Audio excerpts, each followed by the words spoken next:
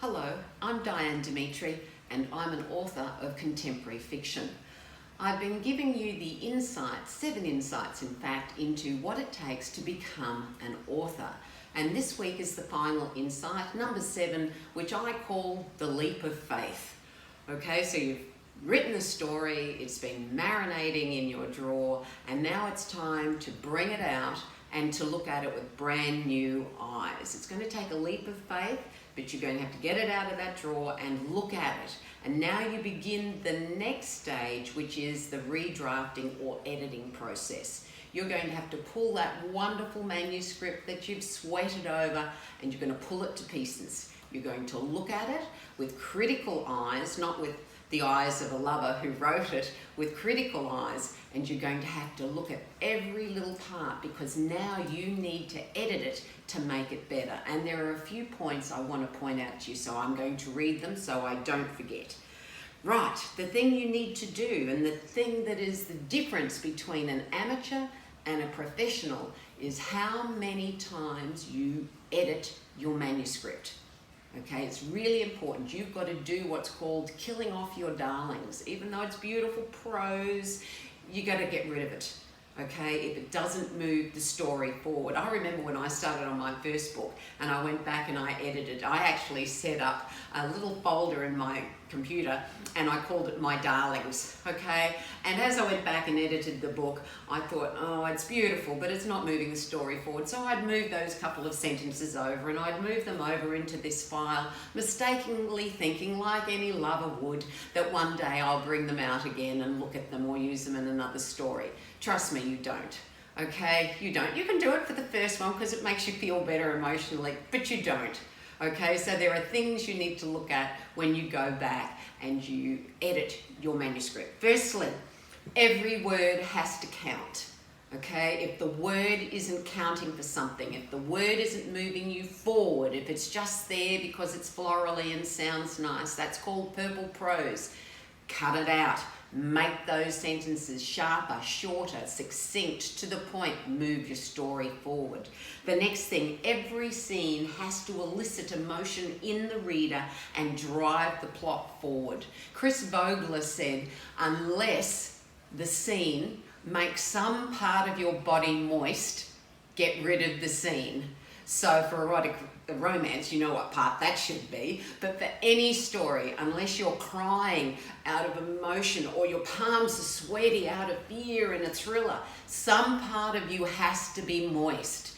And if you're not, Chris Vogler says, get rid of the scene or rewrite it until you drive that emotion higher. The third thing is that every story has to have an interlace of action, character, description, and dialogue. 4 things, okay? Every part, every scene must interlace action, character, description, and dialogue. 4 things, okay? Just don't give pages of wonderful description, no matter how lovely it is. Readers aren't going to read it.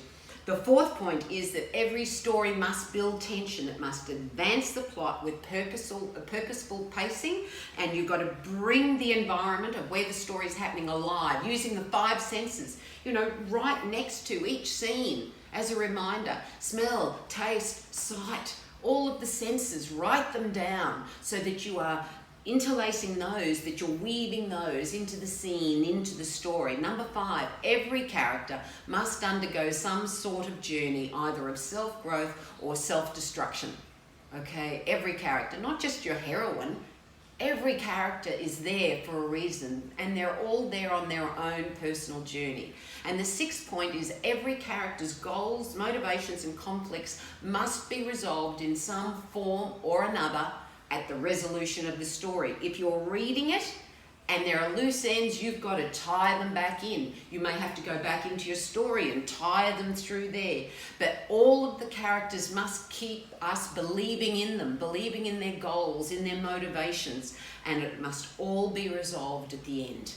And that's what you do when you start to look at your editing process. Go over and over and over. For my own in my own case, I probably edit a book anywhere between around 10 to 20 times. I'll go back in, I'll leave it alone, I'll go back in, I'll leave it alone. Because it's in that process with fresh eyes that you can actually take that leap of faith, because now you have a finished book with the end.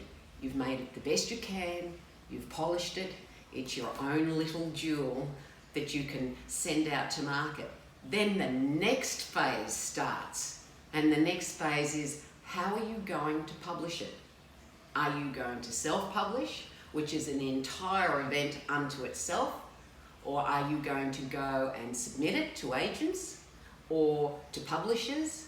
And that's the other arm of writing a book if you want to get it out into the marketplace. And that in itself has a whole range of steps that you need to be aware of. But at the moment, you've finished it, edit it, keep it really, really tight, and realize that nothing in life that's worthwhile happens easily normally. You've got to put the energy in. Notice I didn't say effort. You've got to put the energy in of bringing your dreams into reality. So with a strong enough belief, anything is possible. And then if you put the execution behind it, it will happen. So thank you for joining me for these 7 insights. I hope they've been of benefit to you. I really do. If you want to contact me or get any further information on them, you can find me at my website and just send me an email from my website. And in the meantime, remember, be the conduit of creativity and joy in your writing, because after all, your story is coming from within and it will guide you to the end. Thanks very much for joining me. Have a fabulous time writing, and I'll see you soon. Bye-bye.